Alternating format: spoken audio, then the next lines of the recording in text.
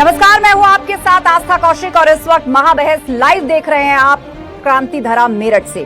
प्रधानमंत्री मोदी ने मेरठ की धरती से चुनावी बिगुल फूंक दिया है। इतना ही नहीं, 2024 के चुनावों को उन्होंने विपक्षी गठबंधन पर वार करते हुए भ्रष्टाचार के खिलाफ एक बड़ी जंग भी करार दिया है। और इसके साथ ही एक मंच पर मोदी, योगी और जयंत चौधरी के आने से एक बड़ा संदेश भी गया है। ऐसे में सवाल ये है कि पूरे वेस्ट यूपी के अंदर अब राहुल गांधी और अखिलेश यादव इस रणनीति की कौन सी काट सामने लेकर के आएंगे। दिल्ली में INDIA गठबंधन की रैली में एक बार फिर से विपक्ष के तमाम अहम नेता एक साथ जुटे, चर्चा हुई, तस्वीर सामने आई। तो उत्तर प्रदेश में भी एक नया गठबंधन बनकर के तैयार हो गया है। पल्लवी पटेल और असदुद्दीन ओवैसी ने अखिलेश यादव के सामने एक बड़ी चुनौती खड़ी कर दी है। PDA के सामने PDM यानी पिछड़ा, दलित और मुस्लिम कॉम्बिनेशन की एक चुनौती पेश कर दी है। ऐसे में सवाल ये कि इस चौतरफा चुनौती का सामना अखिलेश यादव कैसे करेंगे, साथ ही मेरठ की जनता की राय क्या है, आप तक पहुंचाएंगे। लेकिन सबसे पहले आप ये रिपोर्ट देखिए। तीसरी बार भारत को दुनिया की तीसरी सबसे बड़ी आर्थिक महाशक्ति बनाएगा।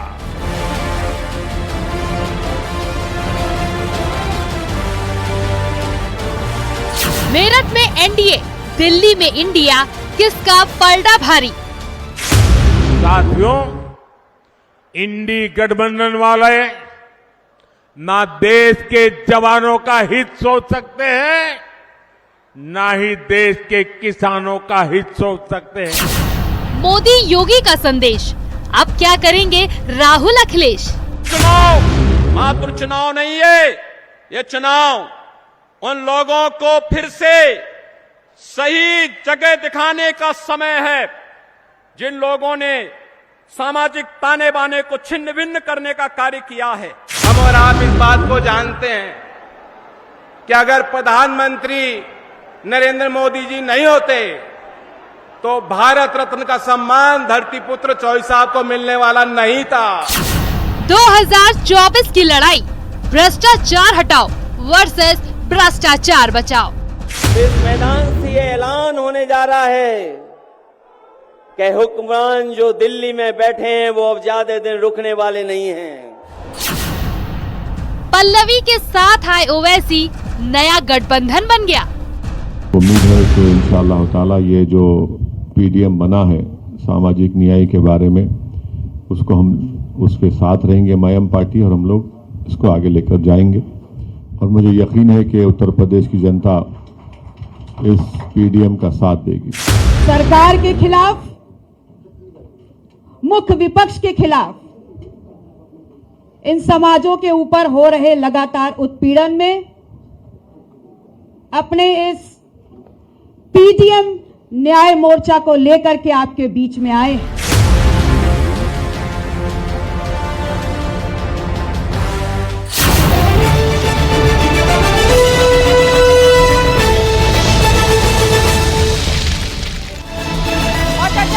पूरा गेस्ट पैनल हमारे साथ जुड़ा हुआ है और साथ ही मेरठ की जनता भी है। जोरदार तालियों के साथ स्वागत कीजिए हमारे सभी मेहमानों का, और तालियां मेरठ की जनता के लिए भी। बीजेपी का पक्ष रखने के लिए हमारे बीच में धर्मेंद्र भारद्वाज जी हैं, विधायक, जोरदार तालियों के साथ स्वागत कीजिए। समाजवादी पार्टी का पक्ष रखने के लिए सन्नी गुप्ता जी हमारे बीच में है। कांग्रेस का पक्ष रखने के लिए अवनीश काजला जी हमारे बीच में है। तालियां रुकनी नहीं चाहिए, सभी मेहमानों का स्वागत कीजिए। हमारे साथ कर्नल अमरदीप जी हैं, नेता बसपा, जो कि बसपा का पक्ष रखेंगे, और साथ ही वरिष्ठ पत्रकार रविंद्र राणा भी हमारे साथ जुड़ रहे हैं। तो चर्चा की शुरुआत करते हैं और सबसे पहले सवाल बीजेपी से ही करते हैं। धर्मेंद्र भारद्वाज जी हमारे बीच में हैं। आज प्रधानमंत्री मोदी की रैली हुई और इस बार भ्रष्टाचार के खिलाफ सबसे बड़ी जंग प्रधानमंत्री मोदी ने इस पूरे 2024 के लोकसभा चुनावों को बताया है। लेकिन विपक्ष बार बार ये कहता है कि बीजेपी को अपने नेताओं का भ्रष्टाचार क्यों नहीं दिखता। लेकिन प्रधानमंत्री मोदी कहते हैं कि मैं जिस भी भ्रष्टाचारी पर शिकंजा कसने की कोशिश करता हूं, विपक्ष तिलमिला उठता है। सबसे पहले आप ये देखिए कि जो विपक्ष का दावा है, मुझे एक भी ये बताइए कि भारतीय जनता पार्टी में जिस तरीके से आज राजनीति का स्वरूप बदलते हुए पूरे देश के अंदर बदला गया है, उस स्वरूप के अंदर अगर कोई भी हमारा पॉलिटिकल आदमी है या कोई भी इस तरीके का व्यक्तित्व है या चरितार्थ है, तो ऐसा आज तक कभी नहीं हुआ कि हमारे भारतीय जनता पार्टी के यशस्वी प्रधानमंत्री मोदी जी ने किसी को बख्शीश दी हो। और जहां तक आज भ्रष्टाचार पर उन्होंने कहा है, उनका दावा बिल्कुल साक्षात आपके सामने है। जब केजरीवाल जी इस देश की राजनीति में पदार्पण किया तो आज अन्ना हजारे जी ने क्या कहा आपने देखा भी, उनका स्टेटमेंट भी देखा और आपके प्रिंट मीडिया और इलेक्ट्रॉनिक मीडिया में भी आया। उन्होंने कहा कि मुझे सबसे ज्यादा दुख है आज कि जिस आदमी ने भ्रष्टाचार के खिलाफ अपनी लड़ाई को, आवाज को बुलंद किया था, आज वो भ्रष्टाचार में सबसे ठीक है, लेकिन मुझे ये बताइए कि सीबीआई ईडी से डरा करके बीजेपी में शामिल करवाया जा रहा है नेताओं को, विपक्ष के? कौन से नेताओं को कराया गया? एक भी नेता का नाम बताइए। जब उनके पास कुछ करने के लिए नहीं बचा है, जब उनके पास कोई काम करने के लिए नहीं बचा है विपक्ष के पास, तो वो नेता हमारे पास आ रहे हैं, कह रहे कि वहां पे कुछ बचा ही नहीं है। कांग्रेस पूरी साफ हो गई है, समाजवादी साफ हो गई है। अब केजरीवाल की जहां तक स्थिति है, आज माननीय मोदी जी ने बोला है और वो साक्षात इसलिए बोला है कि सबसे बड़ा भ्रष्टाचारी इस देश में जो पॉलिटिशियन हुआ है, पहले तो ये सबसे पहले राजनीति में मुझे बताओ ये किसको कहते थे? शीला दीक्षित जी को। एक मिनट, 10 सेकंड। सबसे पहले शीला दीक्षित जी को कहते थे, कांग्रेस को कहते थे। आज किसका गठबंधन है? आप बताइए ना, चोर चोर मोसेरे भाई। एकदम ऐसा क्या हुआ कि दोनों भाई हो गए एक साथ? शुरुआत राजनीति की कहां से हुई उनकी, केजरीवाल जी की? आज सारी अरविंद केजरीवाल की सारी कैबिनेट जेल में पड़ी है। तिल का ताड़ बनता है, हो सकता है थोड़ी बहुत, ज्यादा ना हो गया, थोड़ी बहुत कमी तो होगी ना। ठीक है, 100%। सपा से इस पर रिएक्शन लेते हैं। देखिए, ये बात ठीक है, जैसे भाई साहब बता रहे हैं कि जो भी विरोधी पार्टी हैं सब हमारे पास आ रहे हैं, जा रहे हैं, लेकिन उन्हें डरा कौन रहा है और उनके ऊपर डंडा कौन चला रहा है? अरे आप मुख्यमंत्री, वो तो ये कह रहे हैं कि हम भ्रष्टाचारी पे कार्रवाई कर रहे हैं, जो सफेद पोश होगा अपने आप बच जाएगा। मैडम, भ्रष्टाचारी सब चुनाव पे निकल के आते हैं। और भ्रष्टाचार क्या है? भ्रष्टाचार नेता थोड़ी है, भ्रष्टाचार तो प्रशासन है। आप देखिए ना, किसी काम को लेके कितनी कमीशन ली जा रही है, वो भ्रष्टाचार नहीं है? आप एक अपना होटल का नक्शा पास कराइए, आप देखिए उसको, आप एक साल आप चक्कर काट काट के आप जो है घिस जाएंगे आपके कदम, लेकिन आपका नक्शा पास नहीं होगा। वो भ्रष्टाचार नहीं है? आप स्कूल में देखिए, किसी में एडमिशन कराइए, पहले आप डोनेशन दीजिए, वो भ्रष्टाचार नहीं है? भ्रष्टाचार नेता थोड़ी है, भ्रष्टाचार प्रशासन है। हमारी लड़ाई, प्रधानमंत्री मोदी ने कहा है कि कहीं तकियों के अंदर से नोटों की गड्डियां निकल रही हैं, कहीं गद्दों को फाड़ करके नोटों की गड्डियां निकल रही हैं। तस्वीरें तो सब देख रहे हैं ना। मैडम, जिसकी सरकार है वो सब जगह से निकाल देंगी। उनकी सरकार है, वो तकियों में जिसके घर के अंदर मिला है। मैडम, घर के अंदर भी मिला है, वो सब जगह से निकाल देंगे। उन्हें सब पता है कहाँ कहाँ क्या छुपा हुआ है, सब निकाल देंगे। बताइए। पहले मैं पूछना चाहता हूं, जो ये बता रहे हैं कि आज जो अपने छोटे भाई से मैं ये पूछना चाहता हूं कि जो ये बता रहे भ्रष्टाचार, इस भारतीय जनता पार्टी एक ऐसी पार्टी है, जब कांग्रेस की सरकार थी, माननीय प्रधानमंत्री राजीव गांधी जी ने कहा था कि जब हम 1 रुपया भेजते हैं तो केवल लाभार्थी के पास 15 पैसे पहुंचते हैं और सारा पैसा बिचौलिए खा जाते हैं। ये बताइए कि जितनी भी आज तक गरीब उन्मूलन की योजनाएं चली, एक में भी कोई भ्रष्टाचार हुआ हो? और मुझे कांग्रेस वाले बताए या दूसरी पार्टी वाले बताए कि किसी में भ्रष्टाचार ना हुआ हो। चलिए, कांग्रेस भी कुछ कहना चाहती है। अब भ्रष्टाचार की बात हो रही है तो देश ने भ्रष्टाचार के नाम पे एक बहुत बड़ा आंदोलन भी देखा। उसके अगवा कौन रहे, उसके बाद दिल्ली के मुख्यमंत्री? देखिए, मैं अगर भ्रष्टाचार की बात करें तो भ्रष्टाचार के ऊपर नरेंद्र मोदी जी ने तो बोलने का नैतिक अधिकार ही खत्म कर दिया। जो अपने भाषण में कहते थे कि छगन भुजबल वो भ्रष्टाचारी है, उन पे ईडी सीबीआई के केस थे, प्रफुल्ल पटेल पे थे, अजीत पवार पे थे, और कहते थे कि चक्की पीसिंग जेल में भेजेंगे, और जैसे ही वो भाजपा ज्वाइन करते हैं उनके सारे पाप धुल जाते हैं। वॉशिंग मशीन जो है ना ये भाजपा के पास, ये Modi powder, Bhajpa washing machine, जितने विपक्ष के लोग, अभी आपने देखा होगा कि जितने भ्रष्टाचारी थे आज वो भाजपा में आकर उनके सारे पाप धुल गए। तो इनके कहने में, करने में, कथनी में दोनों में अंतर है।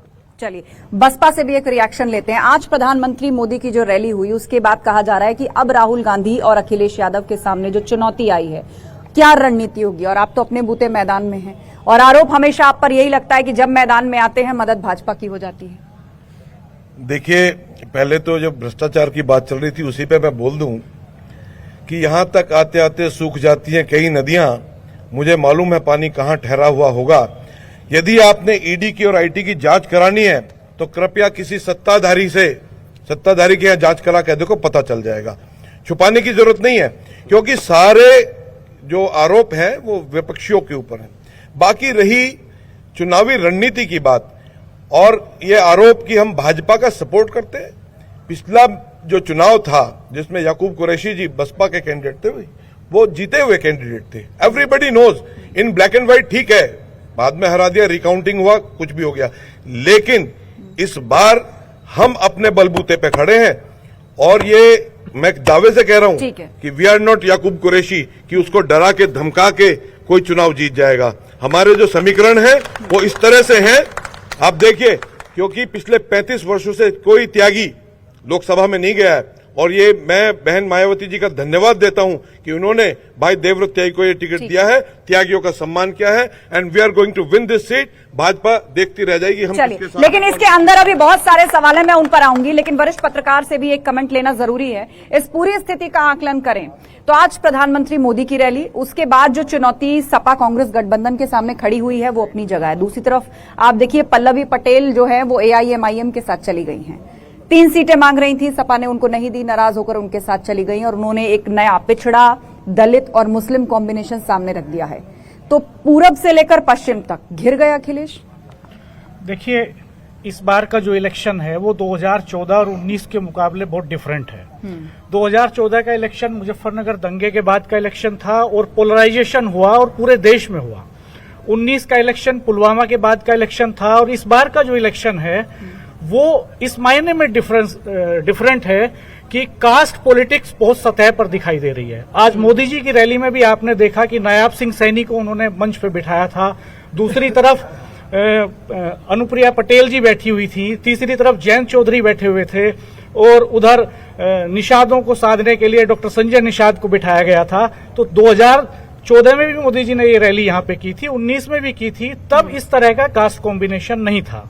एक एक कास्ट को मैनेज करने की कोशिश बीजेपी भी अपने लेवल पे कर रही है।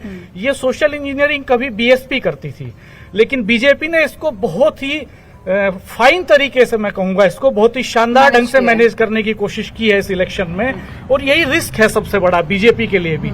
एक बड़ी परेशानी इस बार ये है राजनीतिक दलों के लिए, जो सारे राजनीतिक दलों के लिए है, वोटर बहुत साइलेंट है। मैं लगातार ग्राउंड रिपोर्ट्स कर रहा हूं, फील्ड में हूं, लेकिन वोटर एक्टिवेट दिखाई नहीं देता। चलिए पूछ लेते हैं, यहाँ पर आम जनता आप में से कोई सवाल पूछना चाहता है, तमाम लोग यहाँ पर हैं और कोई कुछ कहना चाहता है तो अपना हाथ उठाइए, मैं एक एक करके सबके पास आऊंगी। चलिए यहाँ रुक करते हैं। सर क्या नाम है आपका और क्या पूछना चाहेंगे? काजला जी ने कहा भ्रष्टाचार पे, मैं पूछना चाहता हूं, जिस केजरीवाल को बचाने के लिए आज सोनिया जी रामलीला ग्राउंड से बोल रही थी, उसी ग्राउंड से केजरीवाल उनको गिरफ्तारी की मांग कर रहे थे, तो ऐसा क्या परिवर्तन आ गया? तो ये भ्रष्टाचार का रूप ही तो एक को एक बचा रहा है। ये पूछना चाहता हूं मैं। जवाब दीजिए, अब आप, सवाल वाजिब है, इनसे भी जी। सबसे पहले आप ये बताइए, जब केजरीवाल जी ने अपनी सत्ता संभाली थी तो उन्होंने कहा था कि मैं 2 कमरों के मकान में रहूंगा और एक वैगन-आर गाड़ी में रहूंगा। अब क्या हुआ? आप बताइए ना क्या हुआ? बताइए। देखिए कितने करोड़ के बंगले में रहते हो? मेरे साथी कौन कौन सी गाड़ी में चलते हैं? अब उन्हें कहां से ख्वाब आ गए? अन्ना हजारे जी के सामने तो झंडा फहरा के भारत माता की जयकारे के नारे लगाते थे, वो सच्चे नारे नहीं थे, वो झूठे नारे थे। भारत माता की जयकारे जो हम लगाते हैं ना सच्चे, वो हमारे सच्चे जयकारे होते हैं। हमारे भाई ने अभी एक सवाल पूछा कि वो कैसे मतलब हो गया, अजीत पवार का क्या होया? नहीं, जो अजीत पवार ने उन्होंने जवाब दिया, वॉशिंग मशीन की बात कर रहे थे ना, उन्होंने उसका जवाब दिया। अजीत पवार को 2 दिन पहले प्रधानमंत्री भोपाल की रैली में कहते हैं कि जेल भेजेंगे, अजीत पवार को, उसके बाद 2 दिन बाद वो अजीत पवार का डिप्टी सीएम की शपथ लेते हैं, एक भी केस उसका उजागर हुआ हो, एक भी केस दर्ज हुआ हो, एक मुझे दिखाइए रिकॉर्ड। कहने से थोड़ी होता है। अजीत पवार ने कौन सा केस दर्ज हुआ है? अगर मैं किसी को कहने लगूं कि केस दर्ज हुआ कांग्रेस में 2G घोटाला, चारा घोटाला, अखबार घोटाला, हर रोज अखबार में खोलो घोटाला एक घोटाले का नाम बताओ। सबसे बड़ी चीज, या तो हमारे भाई बोल रहे हैं देवेंद्र फडणवीस झूठ बोल रहे थे देश की जनता के सामने, मोदी जी झूठ बोल रहे थे, और दूसरी बात, इस सरकार में आजाद भारत का सबसे बड़ा घोटाला अगर कहीं होया है तो चंदा दो और धंधा लो, ये नरेंद्र मोदी की सरकार में होया है। देश के अंदर ऐसा है, ईडी सीबीआई चंदा लो धंधा दो, ये जो है सबसे पहले ये जो इस देश को लूटने का काम किया है, वो सबसे पहले ये देखो कि 70 साल में इन्होंने देश को कहां गर्त में पहुंचाया है। आप ये देखो कि आज एक्सप्रेस हाईवे, अमेरिका की बात हो रही है हमारे देश के अंदर, आप जर्मनी की बात करिए। आज एक आदमी यहां से चलता 45 मिनट में, मेरी बहन बेटी आइसक्रीम खाने चली जाती है। वो घोटाले की सरकार है, एक घोटाले की सरकार है। आज नमो भारत ट्रेन मेरठ में आ रही है। आप मेरठ की धरती पे खड़े हैं ना, मेरठ के पंख को देखिए कि मेरठ के पंख कितने लगे हैं। आप भ्रष्टाचार की बात करें, 70 साल से बसपा कुछ कहना चाहती है। भाई साहब, सत्ता परिवर्तन होने दीजिए, घोटालों की परत तो खुल जाएगी। जब तक कोई सत्ता में रहता है ना, चाहे कोई भी रहा हो, उसके घोटाले नहीं खुले। घोटाले खुलते हैं सत्ता परिवर्तन के बाद। और रही बात विकास की, भाई साहब मेरठ में आबू लेन पे नाले पे जाकर देख लो, विकास पता चल जाएगा कितना हो रहा है। अब से पहले नाला टपड़ा है। अब से पहले नगर निगम में आपके ही मेयर थे, आपका तो बोला ही नहीं जा रहा कि मेयर कौन था। 5 साल मेयरशिप किसने करी, आपको यही नहीं पता कि मेयरशिप हमारे पे तो 7 महीने पहले आई है। और व्हाइट केपिंग सड़कें बन रही है, व्हाइट केपिंग। और सुनो, ये जनता बताएगी क्या विकास हो रहा है क्या नहीं हो रहा है, ये सर्टिफिकेट जनता देगी। जी भाई साहब आगे आ जाइए आप, मैं 1 सेकंड आई आपके पास। क्या नाम है आपका? मेरा नाम आमोद भारद्वाज है। और जो हमारे कर्नल साहब भी बोल रहे हैं, मैं एक चीज, विकास है, जन जन तक जो सुविधा पूछ रही है आयुष्मान की। आज पूरे कितने से बड़ा हॉस्पिटल हो, कितने से बड़ा हॉस्पिटल हो, सब में गरीब जनता को जो बचाया जा रहा ना, वो जो भाजपा कर रही है वो किसी ने नहीं करा। आयुष्मान कार्ड की बात कर, बिल्कुल आयुष्मान की। और दूसरी चीज में एक चीज और बताऊंगा, मैं करीब 2005 में इलेक्शन लड़ा था पार्षदी का, तो मैं बसपा में भी रहा हूं। मैंने चंदे इकट्ठे हर पेट्रोल पंप से, हर आदमी से इकट्ठे कर करके बसपा के जिला अध्यक्ष को और जो कोऑर्डिनेटर थे सबको मैंने पैसे दिए। मैं बिल्कुल खुली चुनौती दूर कहता हूं। चलिए ठीक है, और आम जनता के मुद्दों पर रहते हैं, आम जनता के मुद्दों पे रहते हैं। कुछ और लोगों से बात करते हैं। क्या नाम है आपका? मेरा नाम प्रदीप त्यागी है। किससे सवाल है आपका? मेरा MLC धर्मेंद्र भारद्वाज से सवाल है। ये कहते हैं कि अमेरिका की आज चर्चा हो रही है, अमेरिका के बराबर सड़कें हो रही हैं, तो ये टोल टैक्स क्यों है फिर? भारत सरकार का कितना इसमें रिवो है करते, आप बताइए। जनता पैसे भी देगी, जनता को क्या वो दिया आपने? फिर टोल टैक्स हटाइए फिर। ठीक है, कोई 1 सेकंड आप क्या नाम है आपका? दीक्षा सिंह। खड़े हो जाइए। क्या कहना चाहेंगी? विमेन सेफ्टी की बात हो रही है, लॉ एंड ऑर्डर की बात हो रही है यूपी में, और गवर्नमेंट इस बात को आगे रख रही है कि हमने महिलाओं के लिए सुरक्षित माहौल खड़ा किया है। जी, बीजेपी से मैं पूरी तरीके से सेटिस्फाई हूँ। अब तक जो भी काम किया है, चाहे वो विद्यालय की बात करें, अस्पताल की बात करें, या फीमेल की सुरक्षा की बात करें, तो हर तरीके से इसके कंपेयर में बात करें तो कोई पार्टी आज के टाइम पे ऐसी नहीं है जो बीजेपी की टक्कर में काम करे। तो क्या अच्छा लगता है आपको? बीजेपी एक्चुअली वो देश के लिए काम करती है, वो बाकी के लोगों के लिए काम नहीं करती, वो रिश्तेदारी नहीं निभाती, वो सिर्फ देश के लिए काम करती है। मतलब घूम फिरकर परिवारवाद यूथ है, हो सकता है फर्स्ट टाइम वोटर हो, वोट दिया इससे पहले। आयुष्मान कार्ड का जवाब दे दूं? हाँ, मैं 1 सेकंड आ रही हूँ। ये परिवारवाद की बात हो रही है, आज प्रधानमंत्री मोदी ने भी घेरा है कि भाई वो काम करते हैं फैमिली, हम काम करते हैं नेशन के लिए। तो 24 की जंग फैमिली वर्सेस नेशन फर्स्ट की भी जंग है।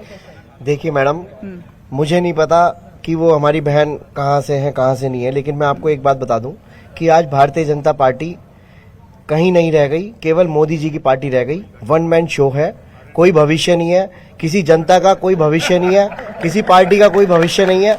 और सबसे बड़ी बात कि समाजवादी पार्टी में जो अखिलेश यादव जी हैं, उनका फ्यूचर ब्राइट है, भविष्य है, सभी लोग जुड़े हुए हैं। अच्छा, पल्लवी पटेल ने तो मुश्किल बढ़ा दी आपकी, AIMIM के साथ मिल गई। आप PDA की बात कर रहे हैं, वो पिछड़ा दलित के साथ मुस्लिम भी इंक्लूड कर लाएंगे। पल्लवी पटेल जी को अखिलेश जी ने बड़ा दिल करके उन्हें विधायक बनाया, ओम प्रकाश राजभर जी को बड़ा दिल करके विधायक बनाया, जयंत चौधरी जी को राज्यसभा सांसद बनाया। अब ये लोग धोखा दे रहे हैं तो दे, क्या बात हो गई भाई? ये तो सब पानी के साथ बहते हैं ना। आप देखिए, जिसकी सरकार है उसके साथ बहना शुरू कर दिया, कोई बात नहीं। सबसे पहले ध्यान से सुन लो, जो मेरी छोटी बहन ने बोला ना, उसने साक्षात अपने दिल से बोला है। 2017 से पहले जब हमारी बहन बेटियां अबू लेन पे जाती थी ना, तो कैसे दुपट्टा खींचा जाता वो बहुत अच्छी तरीके से जानते हैं।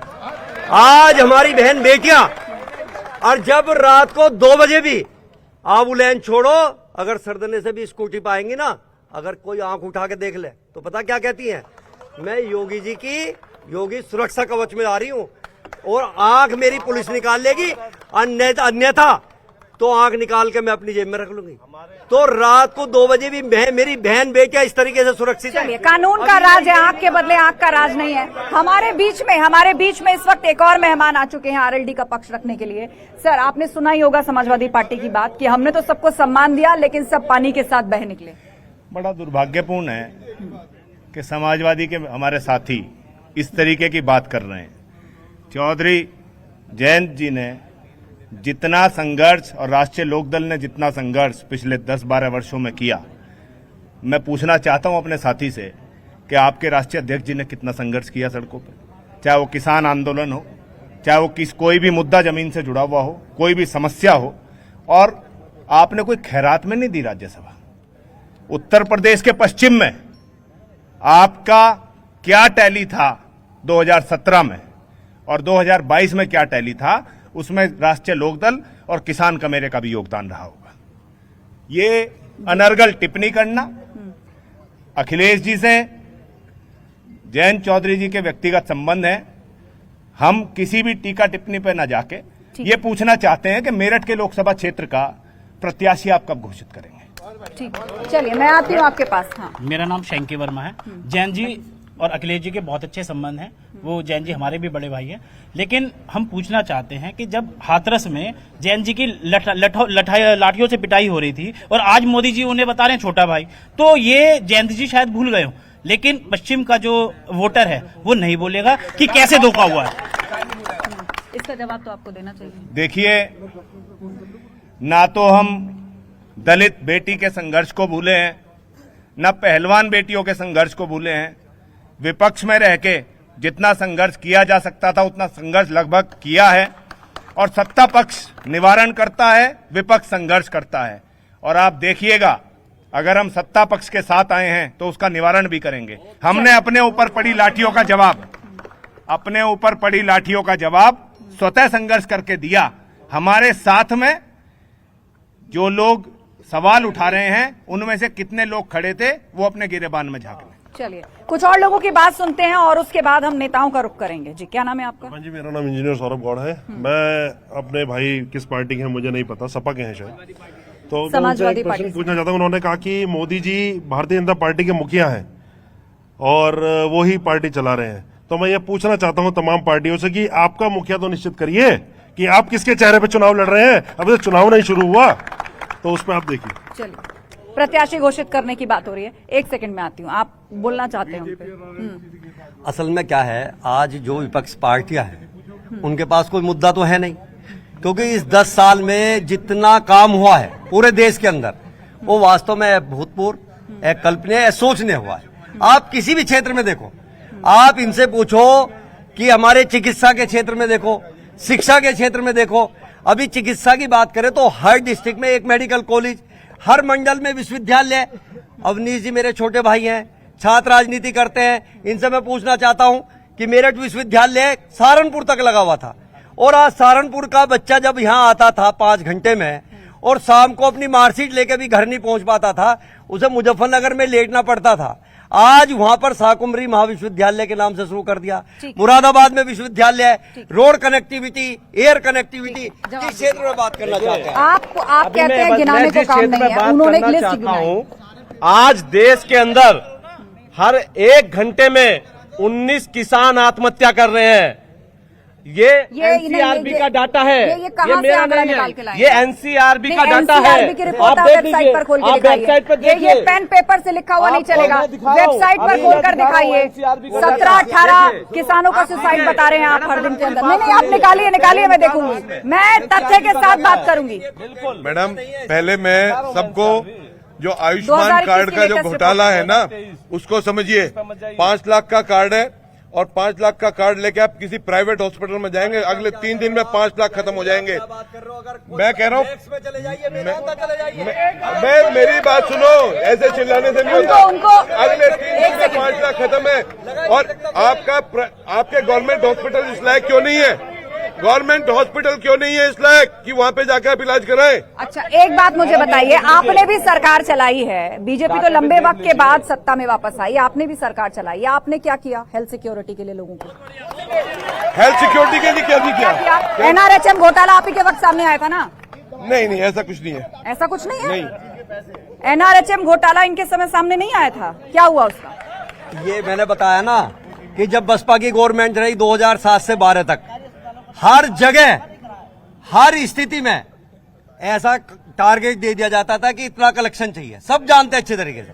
और 7 से 12 का जो कार्यकाल है वो आप अच्छी तरीके से भलीभूत है कि किस तरीके से पैसों का कलेक्शन होता था, धन संग्रह होता था, और जनता ने वो सबक सिखाया।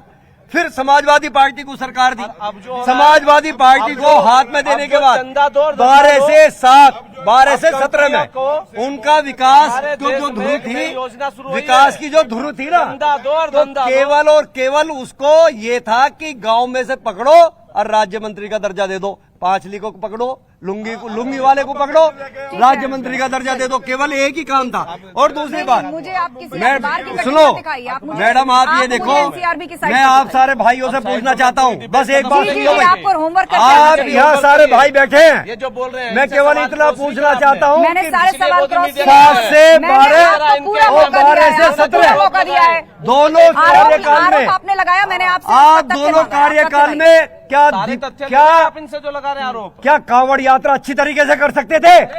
क्या आप होली मना सकते थे? क्या आप दिवाली मना सकते थे? अब मैंने देखा, अभी मैंने एक देखा, आज राम का राज है, आज राम का राज है। मैडम एक बात सुन लीजिए, एक मिनट सुन लीजिए, एक मिनट सर, आप ही थोड़ी बोलेंगे, और भी तो लोग हैं हमारे बीच में, उनसे भी सवाल करना है। आप पर बार बार ये पूछा जा रहा है कि आप अपना चेहरा क्यों नहीं घोषित कर रहे? मैडम देखिए, जो भी अलग अलग प्रदेशों से जितने भी गठबंधन के साथी हैं या बड़े नेता हैं, उनकी जितनी जनशक्ति होगी और जनशक्ति के आधार पे जब वो चुने जाएंगे तो उनके बाद तय होगा कि हमारा। अब कब तय होगा? अब तो चुनाव सर पे हैं, बार बार कई जगह आपको अपना उम्मीदवार बैकआउट भी कराना पड़ रहा है। अपने अपने प्रदेशों में सब लोग मजबूती से लड़ रहे हैं, पूरा इंडिया गठबंधन मजबूती से लड़ रहा है, और जो जिस जनशक्ति के आधार पे देश में चुन के आएगा उसका उतना जन आधार बनेगा। और उत्तर प्रदेश में INDIA गठबंधन की स्थिति की बात की जाए, यहाँ तो बस 2 ही दल रह गए, अब तो कमेरावादी भी आपको छोड़ करके चला गया, केवल आप हैं और कांग्रेस है।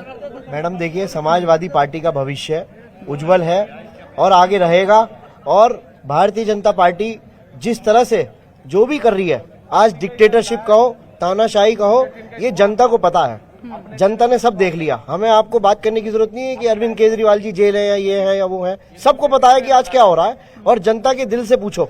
और जैसे हमारे वरिष्ठ पत्रकार बड़े भाई उन्होंने बोला कि आज का वोटर साइलेंट है, तो सच में वो साइलेंट है, और वो वोट की ताकत से दिखाएगा कि हमें किसकी सरकार बनानी है और किसको लेके आना है। ठीक है, और कोई सवाल पूछना चाहता है बीच में से? आप बोल चुके हैं, आप बोल चुके हैं, और किसी को कुछ कहना है? पीछे से आप आगे आ जाइए, लाइट की तरफ आ जाइए, आगे आ जाइए। एक सेकंड मैं आ रही हूँ, आप आइए, लाइट की तरफ आइए, एक एक करके संयम बनाए रखिए। क्या नाम है आपका? सवाल किससे आपका? मैम मेरा नाम संजीव पाराशर है। मैं सवाल ये पूछना चाहता हूँ, एक मिनट बात सुनो। शांति और संयम रखिए आप लोग। सारी पार्टियां अपनी अपनी रणनीति के हिसाब से खड़ी हुई, आज क्यों जरूरत पड़ी सबको इकट्ठा होने की बीजेपी के खिलाफ? क्योंकि आप सबके बीच में चोर घूम रहे हैं, और आपको डर है कि अगर बीजेपी दोबारा आएगी, और आएगी 100% आएगी। आप मुझे बस एक सवाल का जवाब दो सारे नेता, कि सारे इकट्ठे क्यों हुए, सारे इकट्ठे क्यों हुए, और उसके बाद में आपका मुखिया तय नहीं हो रहा, आपके टिकट नहीं बट रहे। जनता के सवाल, और कोई? आप बोल चुके। हाँ, ये हम पश्चिम उत्तर प्रदेश की धरती पर खड़े हैं। वर्तमान परिदृश्य को देखते हुए हम आम जनता की तरह ये प्रश्न है कि अभी जब अखाड़े में एक ही पहलवान है, मेरठ की सीट पे सपा ने जो प्रत्याशी दिया, सपा डर गई, प्रत्याशी होल्ड हो गया। मुर्दाबाद में चेंज, बिजनौर में चेंज, सब जगह चेंज। राम जी ने त्रेता युग में रावण को वहां हराया था, रावण की ससुराल में अरुण गोविल जी जीतेंगे, ये आम जनता की आवाज है। जी आप बताइए, किससे सवाल है आपका और क्या कहना चाहते हैं? मेरा सवाल गठबंधन से छोड़ के हर शख्स से है, कोई भी शख्स हो वो बात करे, मैं उसका जवाब। आम जनता से सवाल है आपका? भाई साहब का था ना, अभी था, ये कुछ जिक्र कर रहे थे, उनका बता दूं। और जो बसपा के भाई बैठे थे उन्होंने कही थी सर्वजन हिता सर्वजन सुखा है। और आपने देखा होगा कॉलेजों में स्कूलों में लिखा होता था शिक्षार्थ आइए सेवार्थ जाइए, लेकिन इनके टाइम में वो काम हुआ शिक्षार्थ आइए और अपनी कैमरे की तरफ कमाई हुई मेवा दे जाइए। कैमरे की तरफ देखिए। स्कूल के अंदर देखिए शिक्षा और स्वास्थ्य सबके लिए प्रायोरिटी पे होना चाहिए। कोई भी सरकार आए, सत्ता आएंगी चली जाएंगी। और मैं मेरे भाई साहब भाजपा के प्रवक्ता धर्मेंद्र भारद्वाज, ये भाजपा की बात करते हैं ना, ये पार्टी हिंदू सभा हुआ करती थी, उसके बाद ये जनसंघ बनी, फिर जनता पार्टी बनी। अभी कैसा काम किया ये बताइए। काम बिल्कुल निकम्मा, बिल्कुल निकम्मा। और मैं वो शख्स हूं जो प्रधानमंत्री सदन के अंदर ये कहे, मैं अकेला भारी सदन के अंदर, धिक्कार है, धिक्कार है। आप क्यों बंद जोड़ रहे आप क्यों कोरोना वैक्सीन, हर घर राशन, हर घर शिक्षा, ये भाजपा ही नहीं तो दिया और किस पार्टी ने दिया आज तक? हर किसी को कोरोना वैक्सीन लगी, चाहे वो हिंदू हो चाहे मुसलमान हो, किसी भी रिलीजन का हो, किसी भी पार्टी का हो, तो ये भाजपा ने तो लगवाई और किसने लगवाई? ये मैं पूछना चाहता हूँ उनसे। हर घर राशन, कोई गरीब तबके का किसी भी पार्टी का हो, हर घर में राशन किया है, तो भाजपा ने तो करा और किस पार्टी ने करा आज तक? कुछ और लोग, हाँ आप बताइए क्या नाम है आपका? मेरा शिवम चौधरी नाम है। मैंने क्वेश्चन है बीजेपी सरकार से, बीजेपी सरकार से कि इन्होंने 4 साल वाला वो निकाला था अग्निवीर वाला, ठीक है, तो उसमें ये है कि 4 साल ये रखने के बाद उन बच्चों को बाहर कर देंगे, ठीक है, उसके बाद ये आतंकवादी बनेंगे, क्या बनेंगे, मेरा ये क्वेश्चन है। अग्निवीर, ठीक है। और किसी का कोई सवाल, क्योंकि उसके बाद हम चर्चा में लौटेंगे, बताइए। एक सेकंड, फिर हम चर्चा में। मैडम काजला ने ये कहा कि 17 किसान सुन लीजिए आपके लिए सवाल। आत्महत्या कर रहे हैं। मैं इनसे पूछना चाहता हूँ 65 साल में किसानों के लिए क्या किया? और चौधरी चरण सिंह जी किसानों के मसीहा थे, प्रधानमंत्री के रूप में स्थापित किया इस देश ने, उसको हटाने का काम इनकी सरकार ने किया था, किसी और ने किया था? भारत रत्न किसने दिया? जरा इनसे पूछ लीजिए। यहाँ के लिए कहा जाता है कि ये बेल्ट बड़ी इमोशनल और बड़ी सेंटिमेंटल बेल्ट है। ये इस बात को बहुत सोचती है कि चौधरी चरण सिंह को भारत रत्न देने का जो सम्मान हुआ वो पूर्व की सरकारों ने क्यों नहीं किया? सबसे ज्यादा तो कांग्रेस ने सरकार चलाई। ये बेल्ट वाकई में भावुक है। 730 किसान सीमा पे जब शहीद हो गए, मोदी जी ने एक शब्द नहीं बोला।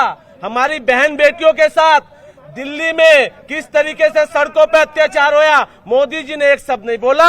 ये उत्तर प्रदेश, पश्चिमी उत्तर प्रदेश नहीं, पूरा उत्तर प्रदेश इसका जवाब देगा 2024 में। जो हमारे किसानों को 13 महीने वहां जो 730 से ज्यादा किसान शहीद हुए और जो हमारी बहन बेटियों के साथ अत्याचार हुआ है। और दूसरी बात, चौधरी चरण सिंह जी के जो किसानों के जो उनकी कोठी थी, जहाँ किसान उसको अपना घर मानता था, उस कोठी को खाली कराने वाले लोग ये कैसे बोल सकते हैं कि चौधरी चरण सिंह का सम्मान करते हैं? जब वो लाठी जैन चौधरी पे लगी ना वहाँ हाथरस के अंदर, तो इस उत्तर प्रदेश के एक एक आदमी पर लाठी लगी थी और इस लाठी का जवाब किसान देगा। बसपा की बात सुन लेते हैं, उसके बाद ज्वाइंट कमेंट। देखिए सिंपल सी बात है कि मेरठ से चुनाव लड़ाने के लिए मुंबई से अरुण गोविल जी को लाना पड़ा। They just wanted to encash the emotions of innocent people. Meerut में 50 रामलीला होती है और बहुत राम है। ऐसे राम नाटक करने से राम नहीं होते हैं। देखिए यहाँ का कैंडिडेट कहाँ मिलेगा आपको? यदि यहाँ का क्या क्वालिफिकेशन है गोविल साहब की कि वो मेरठ के सांसद बने? दोनों की बात आपने सुनी, कांग्रेस और बसपा। मैं ये पूछना चाहता हूँ कि जिस टाइम पर संयम मत खोइए, शांत रहिए, जवाब सुनिए उसका। आपने सवाल उठाया, उसका जवाब सुनिए। जिस टाइम पर रामायण हुई, रामायण ने जीवांत और वो करा राजनीतिक, उस टाइम पर आप देखो कि जिस रामायण आती थी तो माता बहनें हमारी तिलक लगाती थी, जिन्होंने एक ऐसा किरदार निभाया और ऐसा किरदार निभाया जिसके साथ हमारी आस्था जुड़ी हुई है। और उस आस्था को लेकर के, उस चीज को लेकर के अगर जिसने किरदार निभाया है, और मैं ये कहना चाहता हूं आप सब लोगों से, ये सरकारें जो हैं, जो पहले की सरकारें रही है, उनसे मैं पूछ रहा, 500 साल का संताप, 500 साल का संताप था। राम मंदिर के रामलला जी की प्राण प्रतिष्ठा क्यों नहीं कर पाए? एक इस देश का सांस्कृतिक अनुष्ठान हुआ और पूरे विश्व की धरती ने एक कोने से लेकर के दूसरे कोने तक देखा, और जब वो कोने में देखा गया तो उन्होंने ये कहा कि इसको सबसे बड़ा सांस्कृतिक अनुष्ठान ये इस देश का नहीं है, इसको पूरे व्यापक रूप से देखा गया है। और इसमें जब उस किरदार को, भगवान के रूप के किरदार को निभाने वाले को जिसको यहाँ उतारा गया है, तो उसे देखो ना, उसे जीवन कुल मिलाकर ये पार्टी की इच्छा होती है कि किसको कहाँ से चुनाव लड़ना है। भगवान तो चुनाव लड़ेंगे नहीं यहाँ पर आकर। यहाँ पर आरोप लगाया जा रहा है कि अरुण गोविल भगवान नहीं है। अब चुनाव भगवान थोड़ी लड़ेंगे आके, ये तो पार्टियों का अधिकार होता है वो किसको चुनावी मैदान में उतारे। और ऐसा नहीं है कि बॉलीवुड से या सिनेमा जगत से हमने पहली बार किसी पार्टी को किसी को चुनावी मैदान में उतारते देखा हो, लेकिन फिर भी इस चुनाव में राम मंदिर की भी बात होगी, जाहिर सी बात है राम की भी बात होगी। तो क्या लग रहा है, पश्चिम से लेकर पूरब तक एक जो राममय माहौल है उसको सेट करने में बीजेपी सफल रही है। पश्चिम में उसका भाव देने के लिए अरुण गोविल उनके कैंडिडेट, राम मंदिर अवध में बनकर के तैयार है, और पूर्वांचल से तो प्रधानमंत्री खुद ही चुनाव लड़ते हैं। देखिए, बीजेपी लगातार इसके ऊपर काम कर रही है और वो बहुत स्ट्रेटेजिकल काम करती है, रणनीतिक ढंग से काम करती है। और उनका एजेंडा था कि वो इलेक्शन से ठीक पहले मंदिर का काम पूरा करेंगे, शुभारंभ करेंगे, प्राण प्रतिष्ठा करेंगे वहां पर, और वो किया उन्होंने। और उसको कैश करने के लिए उनका कैडर लगातार काम कर रहा है। लेकिन एक बड़ा सवाल ये है कि इस समय चाहे सत्ता पक्ष हो या विपक्ष की पार्टियां हो, उनके पास कैंडिडेट्स की समस्या जरूर है हर जगह। पहली बार बीजेपी के अंदर भी दिखाई दे रहा है ये, और कई जगह विरोध भी हो रहा है, प्रदर्शन भी हो रहे हैं, लगातार काफिलों पर हमले भी हो रहे हैं, ये देखने में आ रहा है पहली बार। तो ये संकट जरूर है। और कैडर जो है, एक जमाना था जब पॉलिटिक्स में पार्टियां अपना कैडर खड़ा करती थी, स्ट्रगल करता था आदमी, कार्यकर्ता को टिकट दिए जाते थे। अब कार्यकर्ता हर पार्टी में लगभग हाशिए पर चले गए हैं, पैराशूट कैंडिडेट्स आते हैं। सनी देओल को भी हमने देखा, यहाँ अरुण गोविल जब ये एक्सपेरिमेंट हर पॉलिटिकल पार्टी करती है, और सीटें बढ़ाने के लिए जब जहां उनको जैसे जरूरी लगता है वो उस तरह से टिकट पर फैसले लेती है। आपसे मेरा सवाल है, आज मंच से प्रधानमंत्री मोदी ने कहा कि अभी तक तो गाना ही सुनते थे, अवध में होली खेले रघुबीरा।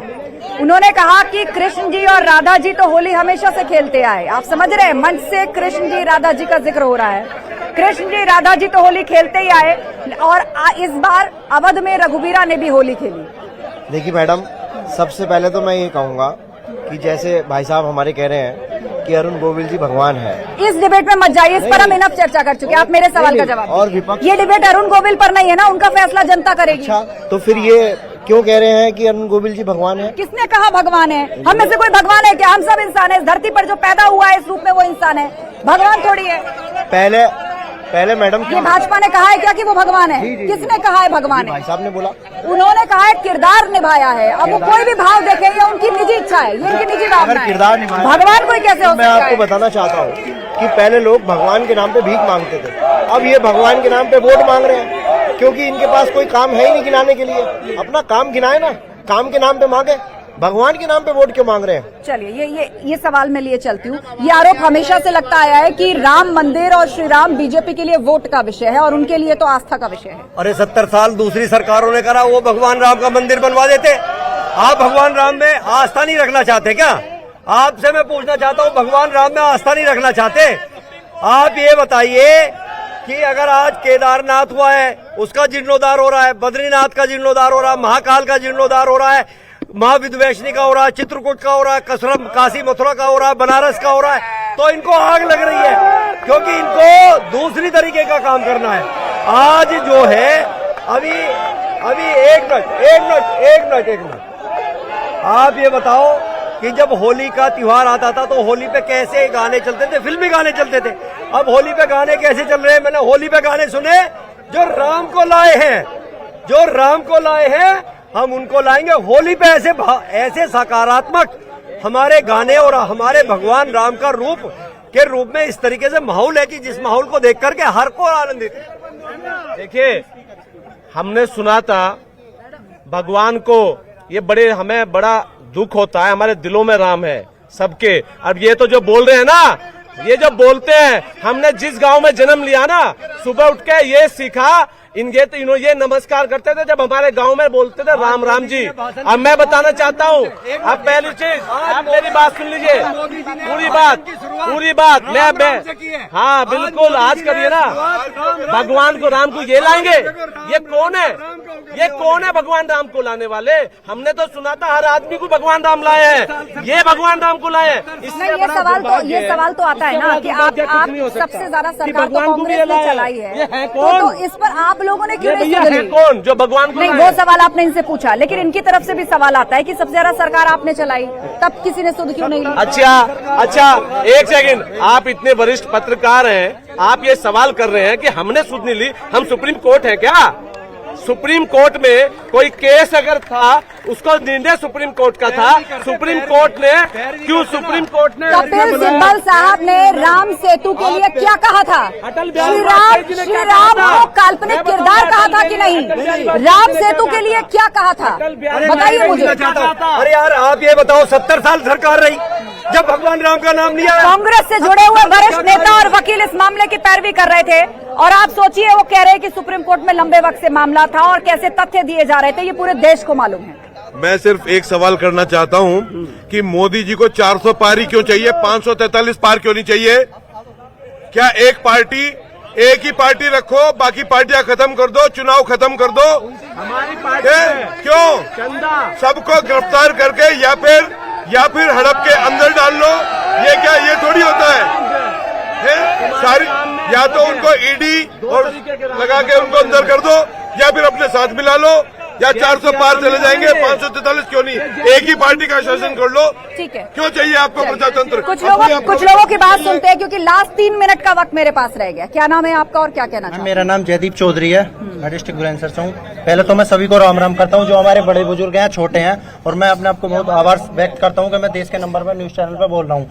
मैं सर की बात पे कहना चाहता हूँ, जो सर ने बोला था थोड़ी देर पहले, ये बोला था सर ने कि हमारी बहन बेटियां बाहर अगर आइसक्रीम खाने के लिए जाती हैं तो उन्हें आज की सरकार में कोई दिक्कत नहीं है। मैं कहना चाहूंगा, जो वो अभी किसान आंदोलन चला था, जो लड़कियों के साथ शोषण हुआ था, क्या वो बहन बेटी नहीं थी हमारी? विनेश फोगाट बहन बेटी नहीं थी हमारी? क्या गीता फोगाट हमारी बहन बेटी नहीं थी? उसे क्यों खसेड़ा गया? वो बहन बेटी ना थी? मानेंगे कुछ नहीं। उसके बाद हाथरस में जब किसान आंदोलन हुआ, किसानों की क्या गलती थी? आंदोलन लीगल है, कोई भी कर सकता है, बैठकर उन्होंने शांति प्रिय करा। जैन चौधरी गया, क्या तुम उसे रोक सकते हो? कोई भी देखिए, आदर किसी के लिए आदर सम्मान हमेशा रखना चाहिए। जैन चौधरी जी आप छोटे हैं, जैन चौधरी जी गए, क्या वो मतलब किसानों के साथ मिल नहीं सकते? तुमने उन पर लाठी बजाई है, उन पर लाठी बरसाई, उन्हें जाने से रोका, क्यों रोका भी तुमने? क्या अधिकार है तुम्हारा? हमारे संविधान में अधिकार नहीं मिला हुआ, आम आदमी का अधिकार नहीं है। कोई और कुछ कहना चाहता है? और किसी को बात रखनी है? एक बात और बोलना चाहूंगा मैं, सर आप आगे आ जाइए। मैं एक बात और बोलना चाहता हूँ, आप ये बात बताइए, चौधरी चरण सिंह हमारे देश के प्रधानमंत्री थे, उन्हें किसानों का मसीहा कहा जाता था, किसानों के लिए उन्होंने काफी कुछ किया, और मैं मैम आरएलडी पार्टी के समर्थन में रहा हूँ, समर्थन में ही हूँ। बेशक जैन चौधरी जी उस पार्टी में चले गए हों, उन्हें देखना चाहिए कि हमारे इस पार्टी ने क्या क्या किया, बट हम उस पार्टी के, हम जैन चौधरी के साथ हैं, बट उन्हें ये चीज सोचनी चाहिए। चलिए ठीक है, 30 सेकंड रह गए मेरे पास, 10 सेकंड में आप बात रखिए, उसके बाद आप फाइनल जवाब बीजेपी से लेंगे। क्या कहना चाहते हैं आप शॉर्ट में बात? मैडम देखो, मैडम मैं ये कहना चाहता हूँ कि ऐसा नहीं है, मोदी के हम भी सपोर्टर रहे हैं हमेशा, और हर सवाल का जवाब मोदी मोदी नहीं होता। आप कुछ भी पूछो, मोदी मोदी करने से कुछ नहीं होता। पहली बात तो ये गलत है, आप सुनते नहीं किसी की। मैंने तो सर आपके सामने माइक लगाया, समय का सदुपयोग। मैं बता रहा हूँ आपको, आपने शो क्यों? सुनो पहले, आप सुनो ना पहले, बस आपका काम तो एक है मोदी मोदी। मेरी बात ये है कि दूसरी सुनो, यहाँ पर देखो हो गया स्टार्ट, उनको छोड़ दीजिए आप। मेरा सवाल ये है, जो राम आए यहाँ पर, ये कहते हैं क्या वो भगवान है? अरुण गोविल अग्रवाल जो यहाँ पर आए हुए हैं वो भगवान नहीं है? और क्या यहाँ पर लोकल,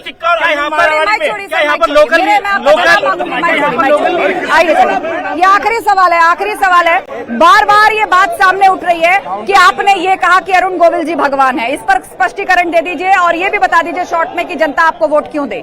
शो खत्म करना है मुझे। जब रामायण का पूरा पटकथा लिखी गई, और जब रामायण के बनाने में जब भगवान राम का किरदार निभाने के लिए अरुण गोविल जी को तैयार किया गया, तो अरुण गोविल जी ने वो किरदार इस तरीके से निभाया था कि जब उस टाइम पे वो रामायण आती थी ना, गांव में और शहर में भी पूरा कर्फ्यू लग जाता था, और हमारी माता बहनें बेटियां ना टीवी के वो तिलक लगाती थी। ठीक है, अब बताइए जनता आपको वोट मैंने क्यों कहा देगी? शो मत करना है मुझे। मैंने कहा जनता वो वोट क्यों भगवान दे? राम के रूप में आए हैं यहाँ। ठीक है, जनता आपको वोट क्यों दे? क्या काम काज हुए फटाफट बताइए। मैंने बताया 10 साल में आप किसी भी क्षेत्र में देखो, शिक्षा के क्षेत्र में देखो, चिकित्सा के क्षेत्र में देखो, इंफ्रास्ट्रक्चर के क्षेत्र में देखो, एयर कनेक्टिविटी के क्षेत्र में देखो, अंतर्राष्ट्रीय स्तर पर भारत के सम्मान की दृष्टि को देखो, एक भी दृष्टि आप देखो ना।